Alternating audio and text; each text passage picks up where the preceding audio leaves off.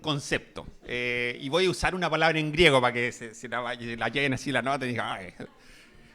Pero va a tener una connotación, la verdad, como bien intrascendente. Lo que quiero, cuando vaya a abordar ese punto, voy a usar una palabra en griego solamente para explicar que no estoy queriendo ser exhaustivo con lo que voy a compartir. Simplemente quiero ir como a un punto. Y específicamente quiero que podamos como ser conducidos a cómo la adoración, la identidad y el propósito son cosas que tienen una forma de relacionarse y nos como iluminan un camino para poder entender mejor y tener una mejor perspectiva de cómo Dios quiere traer propósito a nuestra vida en forma particular, cómo Dios antes de eso necesita asentar en nosotros nuestra identidad, porque sin tener identidad es imposible tener propósito, y cómo podemos encontrar esa identidad a través de la adoración.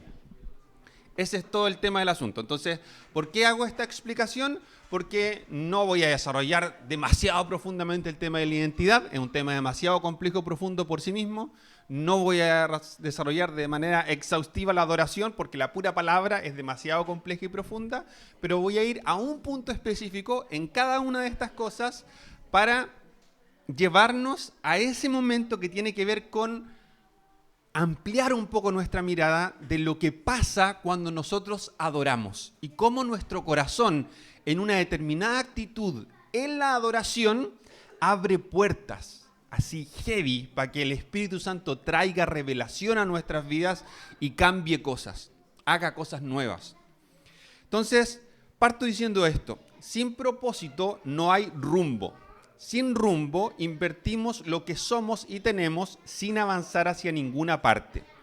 Esto genera obviamente agotamiento, frustración, desorientación y una larga lista de cosas negativas, porque cuando uno invierte algo sin ir para alguna parte, como que no es como un saco roto. Hartas veces, no sé, quizá en los círculos que yo me movía, esto era como una pregunta común, como que cuando alguien conocía a alguien que sabía mucho de Biblia o teología, le preguntaban así como, ¿qué libro me recomiendas para este tema? O ¿cuáles son los libros que tú consideras los mejores libros? Y como que todo el mundo se iba haciendo una biblioteca en base a estos referentes que nos decían los mejores libros para ciertas cosas. Y yo creo que leer es algo maravilloso, es muy bueno, es muy importante, pero que a veces cuando uno quiere como aprender de una cosa, necesita enfocarse en una cosa para aprender de eso. Cuando uno anda como haciendo encuestas por todos lados y le pregunta a las 500 personas que conoce cuál es el mejor libro, va a tener 500 mejores libros. Y quizás leernos el 5% de esos 500 mejores libros nos va a llevar mucho tiempo y finalmente no vamos a saber mucho acerca de nada. A diferencia de cuando nosotros decimos, quiero aprender acerca de esto específicamente y empiezo a invertir en cosas que me aporten en esa dirección. El tener un propósito optimiza el uso de nuestros recursos económicos, emocionales, de tiempo. El tener una meta, hacia dónde vamos, que da sentido, obviamente hace que experimentemos menos frustración, menos desgaste y que estemos menos desorientados.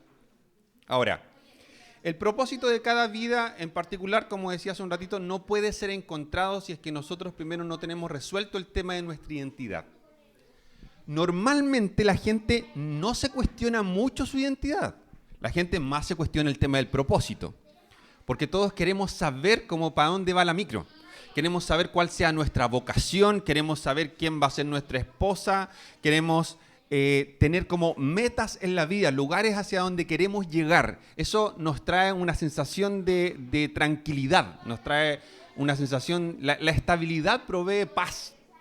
Entonces, el tener cosas resueltas respecto a hacia dónde vamos es algo que muchas veces ocupa mucho de nuestra mente, pero la gente no necesariamente, la mayoría de estas veces, va a advertir que para poder tener claridad de hacia dónde vamos, tenemos que tener nuestra identidad resuelta. Ese es un tema complejo de asociar si es que tú nunca has escuchado esto en un contexto cristiano, que es donde explícitamente conectamos estas dos cosas de manera así como indisoluble. Ahora, aunque queramos ser convencidos o nos autoconvenzamos de lo contrario, la identidad solamente puede ser encontrada en Dios. Es Dios el único que puede definir nuestra identidad. Esto no significa que la gente que no conoce a Dios sienta que está sin rumbo. Hay gente que es súper como orientada al objetivo simplemente por las características de su personalidad, por su crianza y por un montón de otros factores, y que de pronto puede ejercer una profesión que le apasiona o tener una pega que ama profundamente o amar profundamente a su familia y sentirse como que las cosas cuadran y sentir que va bien. La Biblia respecto de eso dice, hay camino que al ser humano le parece recto, pero al final este camino lleva a la muerte. Y esta idea en la Biblia está varias veces repetida, porque el verdadero propósito por el cual Dios nos creó, no voy a resolver esa duda existencial, hay varias expresiones en la Biblia que dan cuenta de para qué Dios nos creó. Una de las cosas para las cuales Dios nos creó es para estar con nosotros. Otra de las cosas para las cuales Dios nos creó es para que lo adoremos. Otra de las cosas para las cuales Dios nos creó es para amarnos. Y sin embargo no voy a pretender responder como al hueso esa pregunta. Sin embargo, voy a repetir esta idea. El camino para descubrir la identidad es tener intimidad con este Dios que es el único que puede proveerla. Solo a través de la intimidad con Dios es que nosotros encontramos esa identidad. Y cuando hacía este paralelo con la gente que, no conociendo a Dios, construye una vida que parece buena para él, pero que al final termina en muerte, es porque el verdadero propósito no solamente trae una sensación de paz, sino que provee una plenitud que no puede ser encontrada en otro lugar. Varias veces Jesús hizo esto, de que mucha gente lo seguía y él se daba vuelta y les decía, el evangelio es llevar la cruz y seguirme todos los días. El evangelio es esto, el reino de los cielos es esto. Y les decía cosas difíciles de escuchar a las personas. Y en ese contexto muchas personas decidían darse media vuelta y dejar de seguirlo. En una de esas oportunidades Jesús le preguntó a sus discípulos, ¿ustedes también me van a abandonar? Y Pedro le dijo, ¿a dónde iríamos, Jesús? Si solamente tú tienes palabras que producen vida eterna. Entonces, cuando nosotros tenemos esta convicción, sabemos que cuando hablo de propósito, no estoy hablando solamente de un objetivo, no estoy hablando solamente de algo que hacer que nos dé un sentido de orientación, sino que estoy hablando de ese tipo de propósito que provee plenitud a nuestra vida, que sacia la sed de nuestra alma, que realmente nos permite tener esa convicción de que las cosas que estamos experimentando valen la pena. Y aquí es donde quiero como conectar con algo específico. En la viña nosotros compartimos 5 valores y quiero hablar específicamente, voy a leer el valor de la viña que tiene que ver con valorar la intimidad con Dios para conectar con el tema de la adoración. En la viña dice, esta es como nuestra carta de presentación, valoramos la intimidad con Dios y se explica esto de esta forma. Dios nos creó para que viviéramos una vida de relación íntima y real con Él. Esta es la clave para una vida cristiana abundante. Dios es la fuente de vida y el alimento que necesitamos. Por esto siempre nos estarás escuchando hablar de intimidad con Dios, porque todo comienza y termina ahí, en adoración, oración, reflexión y sumisión a nuestro Padre. Yo voy a tomar esto y voy a decir que adoración incluye oración, reflexión y sumisión a nuestro Padre. Por eso me voy a detener en adoración para conectarlo con identidad. Pero un dato pequeño, aunque parezca a veces no ser así, lo cierto es que nosotros no podemos adorar de manera real aquello que no conocemos. Eso es imposible. El adorar, vamos a desarrollar un poquito esa idea, tiene que ver con el reconocimiento de lo que tenemos enfrente. Y como consecuencia de ese reconocimiento, cuando se aplica a Dios, eso trae también un reconocimiento de nosotros mismos, una revelación de parte del Espíritu acerca de nosotros mismos. Pablo, en uno de sus viajes misioneros, fue a la ciudad de Atenas. Va a parecer al leer este par de versículos que estoy diciendo algo contrario a lo que dijo Pablo, pero no. En Atenas, dice el mismo libro de los Hechos, que la gente era tan religiosa y estaba tan motivada con estar constantemente discutiendo y conociendo las ideas nuevas, que cada vez que llegaba alguna persona con un discurso diferente, toda la gente se juntaba en torno a él para llenarlo de preguntas. Entonces, cuando Pablo fue a Atenas, se paseó por la ciudad primero y vio que había altares para absolutamente todos los dioses principales del panteón greco-romano, y un sinnúmero de otros dioses, pero se encontró con un letrerito que decía al Dios no conocido. Y Pablo dice esto. Entonces Pablo, de pie ante el concilio, les dirigió las siguientes palabras. Hombres de Atenas, veo que ustedes son muy religiosos en todo sentido, porque mientras caminaba, observé la gran cantidad de lugares sagrados. Y uno de esos altares tenía la siguiente inscripción: a un Dios desconocido. Este Dios, a quien ustedes rinden culto sin conocer, es de quien yo les hablo. Él es el Dios que hizo el mundo y todo lo que hay en él, ya que es el Señor del cielo y de la tierra, no vive en templos hechos por hombres. Obviamente ellos no tenían un altar hecho a Yahvé, claramente. Sin embargo, Pablo advirtió que en esta práctica él tenía un recurso que podía usar como ancla para ponerse en ese lugar y estructurar todo lo que les iba a enseñar y todo aquello con lo que los iba a confrontar. Ellos no conocían el judaísmo, entonces hablarles de Yahvé, hablarles del yo soy, hablar de Dios como el libertador que sacó a Israel de Egipto, no tenía sentido para ellos. Entonces le habla de Dios como Señor del cosmos, como el creador de todas las cosas.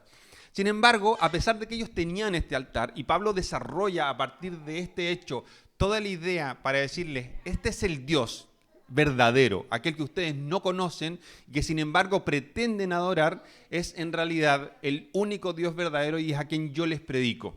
Ahora, evidentemente, aun cuando Pablo les dice, este Dios que ustedes adoran sin conocer, la propia idea que luego él desarrolla deja en evidencia que finalmente era imposible que ellos realmente estuvieran adorando a este Dios, porque no lo conocían. Nosotros no podemos adorar a un Dios que no conocemos. Y no sé si les ha pasado, tal vez no, a mí me pasa muchas veces, que nuestro contexto, Chile y Latinoamérica en general, es un lugar tan evangelizado en donde la cantidad de iglesias, el conocimiento básico acerca del evangelio es una cuestión como tan masiva que muchísima gente que no ha conocido a Jesús de una manera personal en el Espíritu, no le ha sido revelada la cruz de una manera salvadora, aún así se identifican como cristianos, se identifican como católicos, se identifican como evangélicos, se identifican como personas no religiosas y sin embargo creyentes en Dios, creyentes en la Biblia, creyentes en Jesús. Pero cuando uno conversa, te das cuenta de que los conceptos que tienen de Dios, no por hacerles una prueba mental, no por pensar que alguien necesita tener conceptos como teológicos para poder tener un acercamiento a Dios. Claramente no es eso. El acercamiento a Dios viene como iniciativa de Él y es una cuestión relacional, no una cuestión de ser inteligente o ser teológico. Sin embargo, tú te encuentras con que la gente en realidad muchas veces llama a Dios o le pone como nombre Dios a un concepto inventado por ellos mismos. Como que se hacen una idea de que Dios es bueno. Ya, nosotros también creemos que Dios es bueno, absolutamente. Sin embargo, en función de lo que yo mismo defino que es bueno, lo extrapolo y digo, entonces así es Dios. Dios es bueno, entonces si yo oro, en todo me va a ir bien. Porque Dios es bueno. Entonces, evidentemente, en la medida que yo entro en una relación con Él, todo debería resultarme. Y empieza a construirse una teología que nadie te enseñó o que la escuchaste en la micro y que nada tiene que ver con la Biblia y sin embargo termina siendo como este Dios. Y eso es como bastante común, que nosotros tengamos el título y llamemos Dios a alguien que finalmente no es Dios. Cuando nosotros, en cambio, tenemos la posibilidad de que el Espíritu Santo nos revele algo de Dios de manera real, que muchísimas veces va a ser leyendo la Biblia, muchísimas veces va a ser compartiendo con otros cristianos, muchísimas veces va a ser estando en la iglesia, pero otras veces va a ser Dios usando cualquier cosa absolutamente creativa y no religiosa, porque Él es Dios de todo, entonces puede usar cualquier cosa para revelarnos algo acerca de Él. Pero cuando un conocimiento de Dios es real, eso nos permite luego tener una herramienta para reconocer aquello en nuestra relación con Él. No es lo mismo que a mí me digan que Dios es proveedor, por ejemplo, que cuando yo veo un milagro de provisión en mi vida, económica o de salud o emocional o espiritual, ya sea consuelo, ánimo, cuando yo experimento la provisión de Dios en una de esas cosas, luego, cuando yo vaya delante de Dios y quiera tener una conversación con Él y le diga, Señor, gracias porque tú eres proveedor, esa declaración que viene de un conocimiento que yo ya pude apropiarme porque viví que Dios es proveedor, lo experimenté, se transforma en adoración. Porque es un reconocimiento de algo que sé que es real, no es algo que me contaron solamente, no algo que está en mi cabeza como un concepto, sino que se transforma en algo revelado, en algo que yo sé que es verdadero. Ahora, uno de los pasajes más conocidos acerca de la adoración tiene que ver con el encuentro de Jesús con la mujer samaritana. No voy a contar toda la historia, solamente voy a llegar al clímax de esa conversación que está en Juan 4, 23 y 24, donde Jesús dice esto. Pero se acerca el tiempo, de hecho ya ha llegado, cuando los verdaderos adoradores adorarán al Padre en espíritu y en verdad. El Padre busca personas que lo adoren de esa manera, pues Dios es espíritu. Por eso todos los que lo adoran deben hacerlo en espíritu y en verdad. Esta palabra adorar en este pasaje es una palabra en griego. Digo en este pasaje porque la palabra adoración es una palabra que se puede... Hay muchas palabras en hebreo y en griego que se traducen en español como adoración. El concepto de adoración es un concepto muy complejo y muy profundo, pero específicamente en este pasaje, la palabra que se traduce como adoración es una palabra griega que es proskuneo. Bórrela al tiro de su mente, no me interesa que se aprendan la palabra. El punto es este. Es que significa besar como el perro lame la mano del amo, abanicar o agazaparse, ya sea literal o figurativamente, postrarse en homenaje, hacer reverencia. Entre los orientales, especialmente los persas, era arrodillarse y tocar el suelo con la frente como una expresión de profunda reverencia.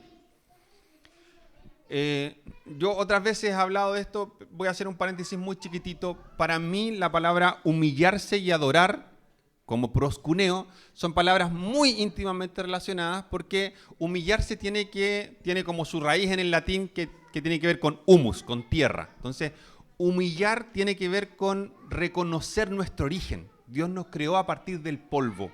Cuando yo me humillo, reconozco la pequeñez de mi origen. En ese sentido, el acto literal de poner nuestra frente en el polvo tiene una conexión muy íntima con ser humilde. Particularmente, y esto es lo que quiero rescatar como el corazón de lo que quiero compartir con ustedes hoy, es que a través de la adoración nosotros tenemos la posibilidad de reconocer, si nuestro corazón está rendido, quién es Dios. ¿Por qué? Porque este acto de extrema reverencia, de tirarme de guata en el piso, de poner mi frente en la tierra, es dar cuenta a través de una acción física que reconozco la grandeza de Dios en contraste con mi pequeñez. ¿Por qué es tan importante entender que esto tiene un componente que puede ser literal, pero principalmente para nosotros adoración tiene que ver con este componente figurativo que implica que no sea necesariamente nuestro cuerpo el que se tira de guata en el piso, sino que sea nuestro corazón el que se rinde, sea nuestra voluntad la que se somete, sea el entendimiento de que las cosas que Dios quiere, aunque choquen contra nuestra manera de pensar, terminemos prefiriéndolas y terminemos diciendo, Señor, me rindo delante de ti. Ese reconocimiento es lo que abre la llave de la revelación acerca de quién soy yo. Explico esta idea. Como Dios es el único proveedor legítimo de identidad, cuando yo me rindo delante de Él, someto mi voluntad ante Él, empieza a ampliarse la perspectiva para mi mente pequeña de su gloria y de su grandeza. Cuando yo empiezo a ver más correctamente, más nítidamente, cuán glorioso es Dios, cuán grande es Dios, cuán poderoso, cuán bueno, cuán tierno, cuán misericordioso, cuán paciente, todas las cosas que empiezo a ver acerca de lo increíble que es Dios, empiezan a poner en perspectiva quién soy yo. Dado que Dios es infinitamente bueno y que Él se autodefine, una de las pocas definiciones concisas de Dios es justamente que Él es amor. Dado que Dios es un Dios de amor, uno de los principales propósitos que vemos en la creación es que Él nos creó para amarnos, para hacer su habitación con nosotros, para abrir su corazón a nosotros y puso un espíritu en nosotros para que nosotros podamos comunicarnos con Él. A Él le encanta estar con nosotros. Entonces, en la medida que yo empiezo a ver las características de Dios, que yo tengo un corazón rendido, que no quiere solamente como decir cosas bonitas, sino que quiere ver a Dios, esto pone mi corazón en el lugar correcto para que entonces Dios pueda empezar a mostrarme quién soy yo. ¿Para qué me creó Él a mí? Y decía al principio, una de estas ideas vino, de lo que quería compartir hoy, vino de un tiempo que compartimos con Ro ayer en clase.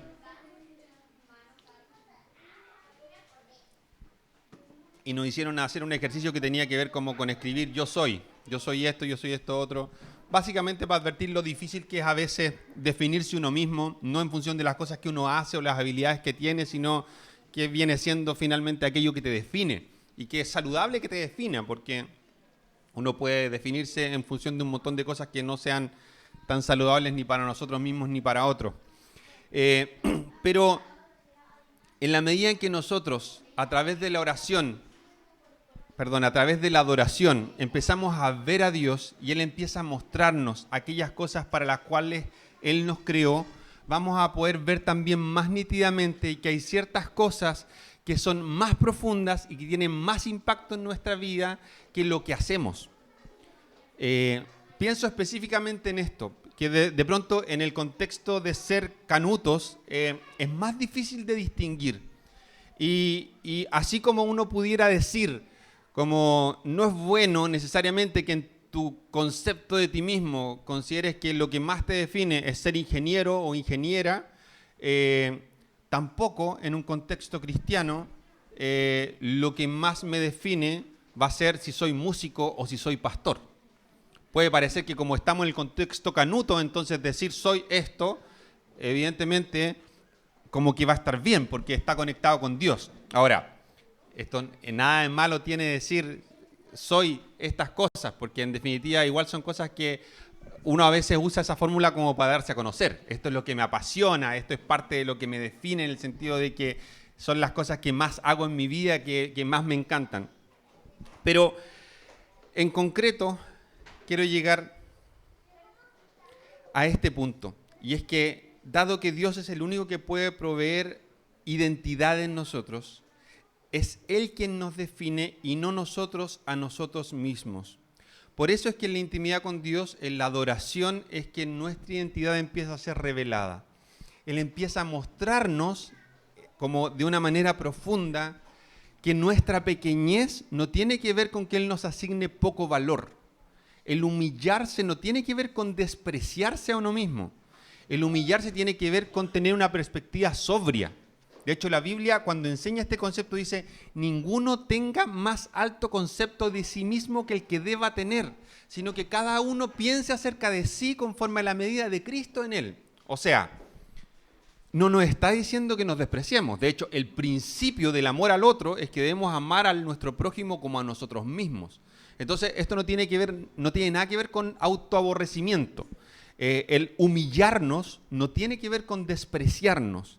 Tiene que ver con que yo me someto a Dios porque reconozco la pequeñez de mi origen y mi fragilidad, y reconozco en contraste con eso su gloria y su majestad.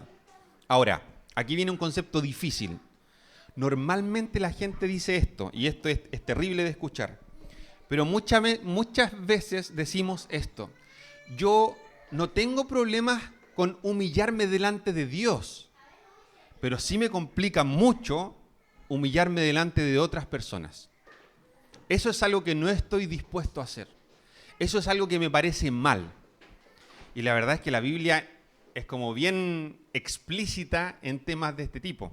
Cuando la Biblia, en la primera carta de Juan, él desarrolla mucho el tema del amor cristiano, y a sus interlocutores de la carta les dice: ¿cómo puedes tú decir que amas a Dios a quien nunca has visto si no amas a tus hermanos en la iglesia que ves todos los días? Santiago dice: ¿cómo tú puedes decirle a alguien que lo amas si esa persona tiene necesidad de pan y tú les dices que te vaya bien, voy a orar por ti, y teniendo pan no le das pan? ¿Cómo puedes tú decir que tienes esta relación profunda, espiritual, con un Dios invisible si es que no eres capaz de amar a aquellos por quien Jesús se entregó a sí mismo para ser molido en la cruz? ¿Cómo podemos decir que amamos profundamente a alguien si despreciamos profundamente todo lo que ese alguien ama?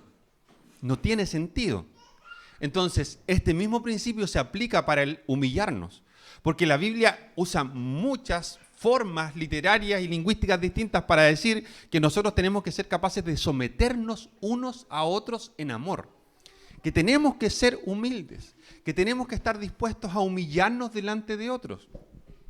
Si nosotros, en esta correcta perspectiva de que Dios es glorioso y nosotros pequeños, y no solo pequeños, sino que nuestras acciones y decisiones en independencia de Dios han hecho que nosotros nos transformemos en sus enemigos antes de conocerlo, porque el pecado produce muerte en nosotros. Y aún así la Biblia dice que, habiendo pecados todos y estando destituidos de la gloria de Dios que Él quiso poner en nosotros en Edén, puso en nosotros en Edén, fuimos todos despojados de aquello, y sin embargo Jesús demostró su amor por nosotros en que, siendo pecadores, Él murió por nosotros igual. Si eso fue así, entonces nosotros debiéramos aprender que el humillarnos delante de otra persona debiera ser un testimonio de que nos humillamos delante de Dios. O sea, yo soy consciente de que es la persona que tengo frente a mí la que me puede estar humillando, pero producto de que tengo plena convicción de la grandeza de Dios y su amor sobre mi vida, entonces permito eventualmente el ser humillado como una expresión de que estoy dispuesto a humillarme delante de Dios. Claramente, ahí póngale entre paréntesis chiquitito, no estamos hablando nuevamente de la autoflagelación o que dejar que todo el mundo nos basuree. Esto no tiene que ver con no poner ningún tipo de límite. Lo digo en chiquitito porque claramente podría dar muchas salvaguardas, pero no quiero predicar sobre cómo cuidar el corazón cuando alguien te humilla. Lo que estoy hablando tiene que ver con que este punto específico de humillarse, este punto específico de reconocernos, está profundamente ligado con la identidad. ¿Por qué? Porque Jesús permitió que pasaran sobre su vida una y otra vez las cosas más horrendas, los abusos más horribles, porque su identidad estaba tan clara, estaba tan definida, que ninguna situación que lo arengara a hacer algún tipo de show le movía un pelo. Cuando Satanás mismo le dijo: pégate el show con esto y esto otro, para que vengan ángeles y te sirvan, tírate para que vengan ángeles y te agarren antes de caer al piso. Jesús respondió con la palabra, pero específicamente mostró un corazón que tenía una identidad tan clara que cada vez que lo interpelaron pidiéndole que mostrara algún milagro que fuera como la garantía de que realmente Él era el Hijo de Dios, una y otra vez les dijo, me da lo mismo, ustedes son una sarta de víboras que piden señales y piden confirmaciones, pero su corazón está lejos de Dios y por tanto cualquier señal no va a servir de nada. Ese corazón de Jesús, esa identidad tan clara que no necesita demostrar nada, no necesita valerse de nada, viene como consecuencia de tener una intimidad profunda con Dios. Cuando tenemos una identidad profunda con Dios, eso nos define de tal forma que cualquier amenaza de nuestro contexto deja de tener el poder como estremecedor y removedor de piso que tienen las circunstancias de nuestra vida. Y aquí quiero ya ir a la parte netamente de aplicación. Nosotros normalmente frente a este tema de no tener claridad en nuestro propósito y querer tenerla, sin advertir muchas veces el tema de nuestra identidad, nos sentimos cansados, nos sentimos frustrados, nos sentimos desorientados. Cuando Dios nos define, empieza a pasar que primero empezamos a discernir qué es más importante. Advertimos, por ejemplo, que nuestra identidad es más importante que nuestro propósito. Dios específicamente puede haberte dado habilidades para que seas una enfermera increíble, una persona que hace manualidades fabulosas, una persona creativa, una persona que canta, una persona que hace cálculos, una persona que dibuja. Te puede haber dado habilidades extraordinarias, pero tu identidad es lo único que define tu valor. Y nuestra identidad está arraigado en un Dios bueno que nos creó para amarnos. Por lo tanto, es más importante para nosotros aprender a ser hijos de Dios que aprender cualquier cosa que implique el ser siervos de Dios. No sé si me explico con la diferencia. A Dios le apasiona tanto, nos respeta tanto, nos considera tanto que Él nos ha invitado a asociarnos con Él para hacer su obra en medio del mundo, para dar a conocer la gloria de la cruz, para evangelizar. Y sin embargo, esto para Dios mismo está en un segundo orden respecto de la invitación que nos hace a través de la cruz para ser hijos, simplemente hijos. Hijos que son herederos, hijos que abrazan el ADN del papá que tienen, hijos que se dejan amar, hijos que se dejan regalonear, que se dejan perdonar. Porque esas son las cosas que permiten que nuestro corazón esté sano para que después podamos ser humillados y nuestro corazón no se rompa. Si nosotros queremos ser siervos de Dios o siervas de Dios, si queremos hacer cosas, servir a la iglesia, servir fuera de la iglesia, bendecir a otras personas, cuidar a otras personas, repartir pan, hacer lo que sea, pero hacemos eso sin tener primero resuelto que Dios nos llamó primero a ser sus hijos y sus hijas, de tal forma que Él quiere primero sanar profundamente nuestro corazón y depositar su identidad en nosotros. Entonces, el haber salido primero a hacer cosas va a generar que nuestro corazón se rompa y no lo soportemos. Porque si tu identidad no está clara, cuando alguien la ponga en duda, y no solo alguien, cuando las circunstancias lo pongan en duda, cuando sientes que te esfuerzas pero te va mal, cuando pierdes 5 trabajos seguidos, cuando te pasan cosas malas permanentemente, cuando fracasas en relaciones con otros, cuando fracasas en cosas que eran importantes para ti, entonces vas a pensar que tu valor decae por no tener éxito en las cosas que emprendes. Pero si tu identidad está totalmente arraigada en Dios y es definida por Él, entonces, aun cuando estas cosas igual te van a producir dolor, porque nadie quiere hacer un negocio que le genere números rojos, nadie quiere entrar a un programa de estudios para reprobar, nadie quiere ponerse a pololear para que lo chuteen, nadie quiere estas cosas. Sin embargo, cuando estas cosas pasen, aunque sí van a producir dolor, no van a remover los cimientos de mi vida. No van a hacerme sentir agonizante, no van a hacer que esté desesperado o desesperada, sino que voy a poder tener una perspectiva correcta de que el dolor sí es parte de este mundo, pero lo que me define es Dios. ¿Y cómo llego a ese lugar? ¿Cómo dejo que la presencia de Dios venga sobre mi vida de tal forma que quede en mí impreso de manera así como indeleble que soy hijo o hija de Dios. Uno de los caminos para eso es precisamente la adoración. Es que cuando cantamos, y aquí quiero llegar específicamente a esto, porque en parte estoy compartiendo esto respecto de...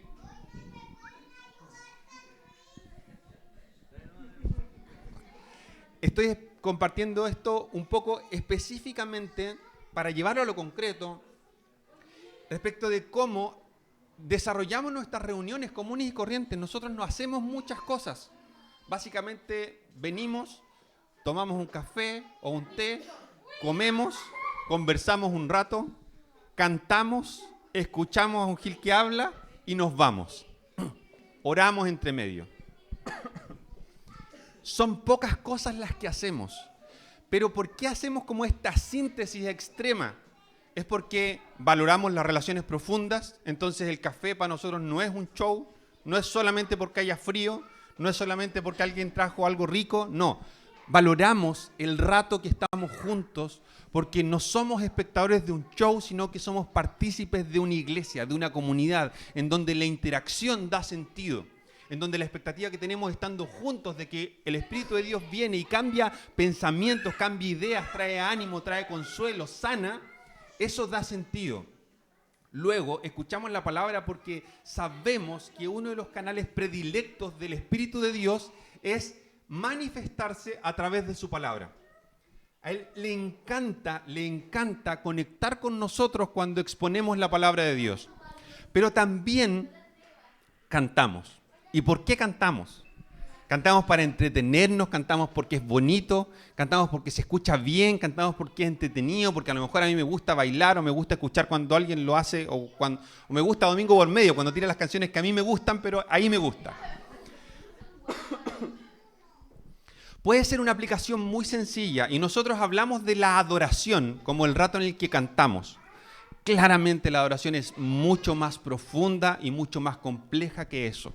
Sobre todo tiene que ver con rendirse. Y sin embargo, cuando cantamos, tenemos la oportunidad de rendirnos de una forma que nuestro seteo interno, la configuración que Dios nos dio como seres humanos, tiene una predisposición para reaccionar de una manera más integral cuando estamos en un contexto musical. Porque nuestras emociones efervescen. Porque nuestro ser completo está más atento. La mayoría de la gente no se sabe versículos de la Biblia de memoria. La mayoría de la gente, los conceptos que tiene acerca de Dios están derivados de las cosas que canta, de las cosas que se cantan en la iglesia. Por eso, si nosotros cantamos, pero hacemos esta advertencia y decimos, cuando cantamos, las cosas que estamos diciendo invitan a nuestro corazón a rendirse para que cantemos cosas que sean verdad para nosotros. Que digamos cosas que realmente, cuando digamos, trae tu reino, estemos siendo conscientes de que estamos invitando a un Dios cuya gloria es tan inconmensurable, es tan gigantesca, que cuando su reino descienda sobre nosotros, es probable que no quede nada parado de los planes que nosotros teníamos.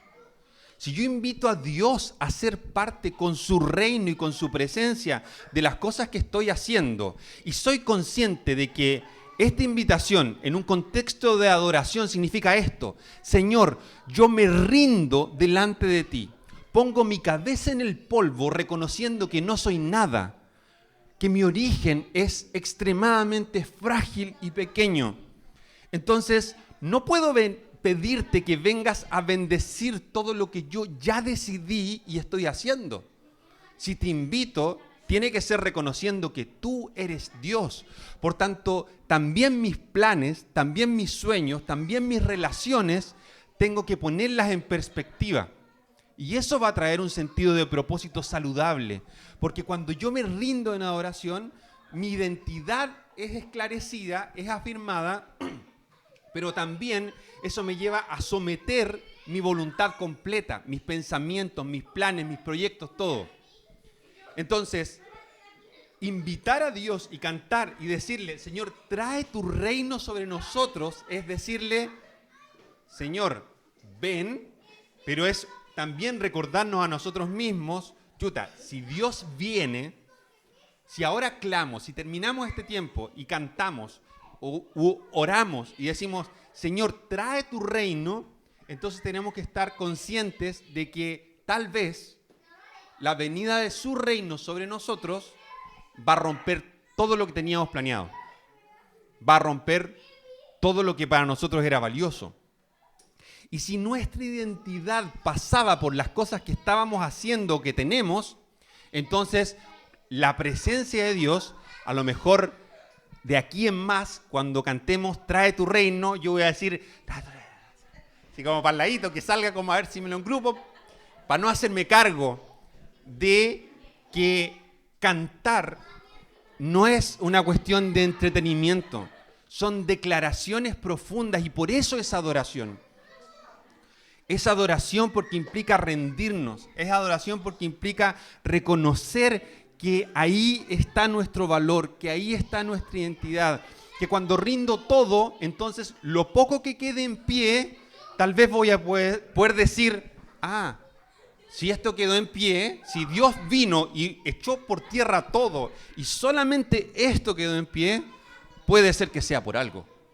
Y entonces puedo empezar a orar y preguntarle a Dios para ser confirmado o confirmada en que aquello que quedó en pie es lo único que tenía valor para Dios de las cosas que estaba haciendo en mi vida. Y tal vez eso mismo ilumine el sentido de propósito de las cosas que tengo que empezar a hacer, de las decisiones que quiero o que debo empezar a tomar. Así que estas tres cosas, adoración, identidad y propósito, en este orden, tienen un espacio para tener un valor práctico, concreto, en lo que hacemos cada domingo, entendiendo que va mucho más allá que eso. Pero una aplicación concreta de eso es que cada vez que cantamos juntos, decimos que adoramos porque tenemos la posibilidad de, a través de este canto, rendir nuestras emociones, rendir nuestro corazón, rendir nuestras posesiones, rendir nuestras relaciones, rendir todo lo que tenemos y decirle, Señor, trae tu reino, porque lo que realmente quiero, aun cuando genera un cortocircuito en mí, porque tal vez no es así como que lo quiera, sino que lo quiero pero no lo quiero, quiero que vengas y que se haga tu voluntad en mi vida y no mi propia voluntad, no lo que yo tenía planeado. Al principio de ese proceso, veo a Diego que está sufriendo. Ahí sí, ahí sí.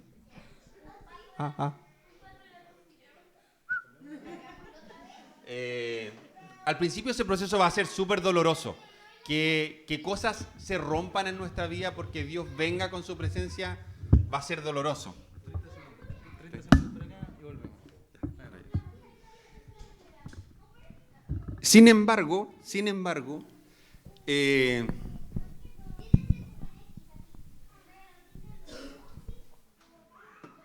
no hay absolutamente nada mejor que pueda pasar en nuestras vidas que el que Dios venga y ponga las cosas en perspectiva. Echando cosas por tierra a veces. El proceso puede ser muy feo, pero desgastar nuestra vida en cosas que creemos que tienen valor, pero que al final no lo tenían, es algo muchísimo más doloroso, es algo muchísimo más terrible. Y a veces nosotros adquirimos una perspectiva más saludable de qué cosas tienen verdadero valor en nuestras vidas cuando se nos es arrebatado algo que era muy valioso, como una persona que amábamos mucho, como nuestra salud, como nuestro trabajo, como cualquier cosa que haya ocupado un lugar como en la punta de la pirámide de las prioridades de nuestra vida. Es cuando esas cosas faltan, cuando alguien, por ejemplo, este ejemplo común de que alguien es un trabajólico, una trabajólica y está todo el día en función de eso, todo el día preocupado de eso y de pronto su hija, su hijo, su hermano, su esposo, su esposa, gracias, recibe el diagnóstico de una enfermedad grave. Es como que inmediatamente pensamos en cómo tomar una licencia lo más larga posible o un permiso, o vemos cómo da lo mismo el proyecto que estaba a punto de cerrarse, de presentar, el ascenso que estaba a punto de llegar, si estaban a punto de echarme o no, da lo mismo porque mis prioridades se ponen en perspectiva. Cuando nosotros invitamos a Dios a través de la oración, corremos este riesgo, no de que Dios va a decir, me pediste que venga, entonces voy a enfermar a tu hijo. No, Dios es bueno, Dios no usa ese tipo de mecanismo. Sin embargo, la adoración es algo arriesgado, es algo osado. Cantar cosas en la iglesia, si yo lo hago mientras estoy pensando en qué voy a hacer de almuerzo pasado mañana, claramente no es una cuestión que tenga demasiado impacto, porque cantar por cantar, como dijera Yapu, no tiene mucho sentido. Pero cuando nosotros cantamos con nuestro corazón rendido, cuando nosotros cantamos como una expresión de adoración, entonces nuestra identidad empieza a hacerse nítida y nuestro propósito empieza a hacerse nítido. Toda esta vuelta la di para... El corazón tiene que ver con adoración, pero aquí viene también como un plus de esto. Cuando yo tengo propósito, aún los dolores que experimento empiezan a tener sentido. Cuando yo veo que Dios tiene un propósito en mi vida, aún las cosas malas que me pasan pueden empezar a tener sentido. Los dolores, las traiciones, los tropiezos. A veces Dios es tan extraordinario en su gracia, en su ternura y en su misericordia, que incluso nuestros propios errores Él los usa para redimirnos y llevarnos al cumplimiento de su propósito. No que Él nos haga tropezar, sino que Él, aún las cosas malas que nosotros mismos hacemos, los dolores que vienen como consecuencia de nuestros propios pecados, muchas veces Él termina usándolos para transformar nuestra vida a fin de enseñarnos cosas que nos lleven al cumplimiento de lo que Él tenía como plan para nosotros. Entonces vamos a orar y vamos a pedirle al Señor que Él nos guíe para aprender a adorar. Como dije al principio, no estoy siendo para nada exhaustivo. La adoración es mucho más que lo que acabo de decir. Y sin embargo, podemos crecer en este punto hoy. Podemos adquirir una mejor perspectiva del poder transformador de la adoración. Por eso Jimmy decía adelante, a través de la adoración, en este acto de rendirnos ante Dios, Dios se deleita en llenar los lugares en donde las personas están rendidas. Ahora, aquí viene la conexión con esta parte difícil. Nosotros normalmente tenemos una predisposición a rendirnos delante de Dios. O sea, queremos que Él venga y si su espíritu viene y lo sentimos en nuestro espíritu, entonces estamos dispuestos a llorar y tirarnos de guata al piso. Pero no estamos tan dispuestos a caminar en unidad, a tener relaciones sanas, a perdonarnos, a humillarnos, a estar dispuestos a someternos al otro.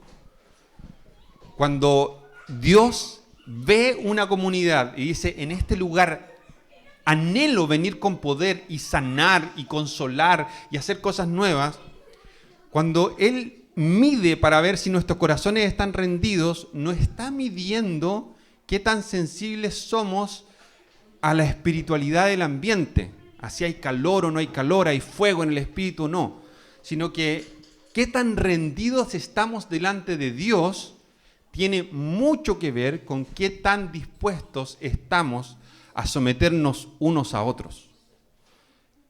Ese es el punto en el que Dios dice, me encanta derramarme sobre estas comunidades y venir con mi espíritu y hacer todas estas cosas que Jimmy decía. Cuando nuestro corazón está rendido, tan rendido delante de Dios, que estoy dispuesto no solamente a orar llorando de guata, sino que estoy dispuesto a veces a recibir un insulto y no hacer nada, a que alguien me haga daño y no responder con daño, a perdonar al que me la hizo 47 veces.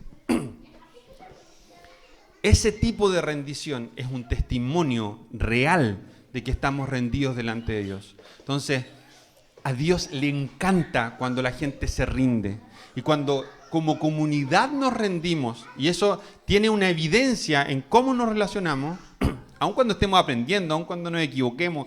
Todo el mundo sabe que nosotros no somos la panacea, esta no es la comunidad perfecta, entre nosotros nos hemos herido, hemos hecho cosas mal. Todos saben eso. Nadie está hablando de que este sea el lugar soñado y que esta sea la iglesia oasis y que somos mejores que las otras iglesias. No, estoy hablando de aquello a lo que el Espíritu Santo nos invita a decir: estoy dispuesto a perdonar, estoy dispuesto a humillarme, estoy dispuesto a hacer todas estas cosas porque entiendo que Dios es tan extraordinario, es tan maravilloso, que si yo me rindo delante de Él, entonces su presencia va a venir cada vez más manifiestamente y los que están enfermos físicamente van a poder ser sanados.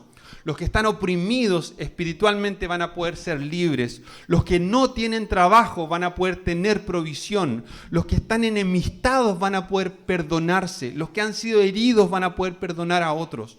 Todas estas cosas que son sobrenaturales, que para nosotros mismos son imposibles, ocurren cuando el Espíritu de Dios viene y pone en perspectiva la importancia de las cosas. Así que vamos a orar por esto. Y vamos a pedirle al Señor que Él ponga en perspectiva las cosas que son importantes en nosotros, para que esto esclarezca quiénes somos, nos dé un sentido de propósito y que podamos empezar a adorar. La verdadera adoración seduce el corazón de Dios, atrae su presencia. Nosotros no somos como mercanchifles o presentadores de un espectáculo que esperamos que la música esté tan bacán, que las notas, que la forma, que el sonido esté tan bacán, que algo pase, que entonces la gente se ponga a llorar y llegue a su casa y diga: el culto estuvo espectacular porque lloraron. De hecho, en la mañana Jimmy me pidió que le imprimiera las hojas de las canciones que estuvo compartiendo. Y yo le dije que él iba a cobrar 400 pesos por cada hoja, pero que si se caían 15 personas durante la oración, eran gratis. No pasó, amigos. Te quedan tres canciones todavía. Nosotros creemos que lo que realmente da sentido a lo que hacemos, lo que da sentido a la iglesia, a estar juntos, es que anhelamos que el Espíritu de Dios venga. Pero el Espíritu de Dios no viene sobre nuestras vidas para llenarla porque cantemos bien. No viene sobre nuestras vidas para llenarla porque algo de lo que hicimos fue un buen espectáculo, una buena liturgia o estuvo entretenido. Lo único que nosotros podemos hacer concreto, que literalmente trae más de la presencia de Dios de manera milagrosa, gloriosa y poderosa, es que seamos personas con relaciones sanas, que se perdonan, que están dispuestos a estar juntos, a caminar juntos, que están dispuestos a vivir la realidad del reino. Esa es la realidad del reino, comunidades alternativas al mundo que no conoce a Dios. Una comunidad que ha sido tan impactada, tan transformada, que empieza a vivir de manera distinta. ¿Y cómo se vive de manera distinta? El que robaba, que no robe más, y que trabaje y que comparta con otro lo que sea que tenga para compartir. Perdonándonos, acompañándonos, llorándonos con los que están llorando con los que lloran, alegrándonos con el que se alegra, no teniendo envidia, no siendo indiferentes, no siendo egoístas. Y no una cuestión moralista, tiene que ver con amar, tiene que ver con estar dispuesto a tener una comunidad que sea diferente. Así que, Espíritu Santo, en el nombre de Jesús, yo te pido que puedas venir ahora sobre nosotros. Tú conoces nuestro corazón, sabes cuán imperfectos somos. No hay nada que podamos ocultar delante de ti y no hay ninguna forma por medio de la cual podamos engañarte. Así que presentamos nuestras vidas completas delante de ti, no solo como individuos, sino como comunidad. Tú tienes la capacidad de sacar una radiografía a la comunidad que está siendo construida en este lugar. Tú ves nuestros pecados, ves las cosas que hemos hecho mal, ves las cosas que todavía hacemos a media, los procesos incompletos. Y sin embargo queremos decirte que queremos aprender a rendirnos delante de ti, porque queremos aprender una adoración en un nivel más profundo. Queremos aprender una adoración que nos permita ver quién eres tú y ver el contraste de quiénes somos nosotros. Que somos muy pequeños, pero que al mismo tiempo somos tan valiosos para ti. Nuestro valor está en tu gloria, no en nuestra pequeñez. Pero al mismo tiempo eso que puede ser tan como refrescante para nuestro espíritu, saber que mi valor no está en lo que tengo, en lo que hago, en mi aspecto, en mis talentos, en los que tengo o no tengo, sino que mi valor está en ti. Eso que puede ser tan refrescante como individuo, implica el tremendo desafío de advertir que el que está al lado mío tiene ese mismo valor extraordinario que tiene que ver con tu gloria, que ha sido depositada en el otro a través de tu imagen. Así que enséñanos, Señor, enséñanos a tratarnos de tal forma que las relaciones que construyamos sean un testimonio de que reconocemos que nuestro propio valor, a través de cómo trato el otro, estoy reconociendo que mi propio valor no está en lo que tengo ni en lo que hago, sino en ti. Y por tanto ese mismo valor está en el otro. Así que lo que queremos ahora, Señor, es que lo que cantemos podamos cantarlo como una declaración, mientras se vayan proyectando las letras, que podamos tener esta colisión quizás de ideas en nuestra mente, quizás temor de cantar después de lo que escuchamos, pero que podamos ser valientes y depositar con fe nuestra confianza en ti, en saber que estas cosas abren las puertas de nuestro corazón, abren las puertas de nuestra familia, abren las puertas de nuestra comunidad a que tu presencia venga y lo inunde todo y lo eche todo por tierra y haga todas las cosas nuevas. Quizás teníamos esta idea clara y lo hemos hecho horrible hasta aquí, no sé. Pero en el nombre de Jesús, Señor, yo te digo que absolutamente todo lo que tenemos lo rendimos delante de ti.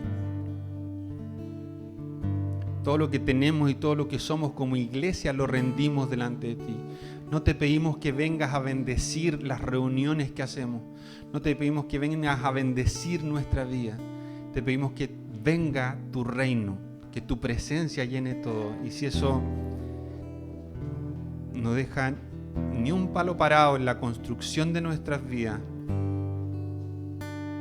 te pedimos que igualmente venga, Señor, aun cuando sea osado, aun cuando nos den muchas ganas de decirlo. En el nombre de Jesús te pedimos que tú llenes con tu presencia este lugar y llenes con tu presencia nuestras vidas y nos conduzcas de tal forma que podamos saber que estamos siendo guiados por ti hacia donde tú nos llevas, Señor. Así que ahora, mientras adoramos, yo te pido, Espíritu Santo, en el nombre de Jesús, que vengas y que tu gloria sea tan extraordinaria que tú puedas sanar heridas del corazón, que puedas sanar enfermedades físicas, que puedas liberar aquellos corazones que están oprimidos, que puedas darnos determinación y valentía para perdonar y para ser perdonados, que podamos derramar nuestro espíritu delante de ti y disponernos a tener un encuentro contigo cara a cara, Señor. En el nombre de Jesús. Amén. Así que, dicho todo esto, lo que quiero es que podamos tener una adoración distinta, que podamos saber que no estamos escuchando a Jimmy y a Diego, estamos siendo partícipes de una invitación del Espíritu de Dios para levantar una adoración juntos. Ese es el tipo de adoración que hace cosas gigantes, que transforma realidades, que cambia cosas. Así que los invito a que podamos hacer eso juntos ahora.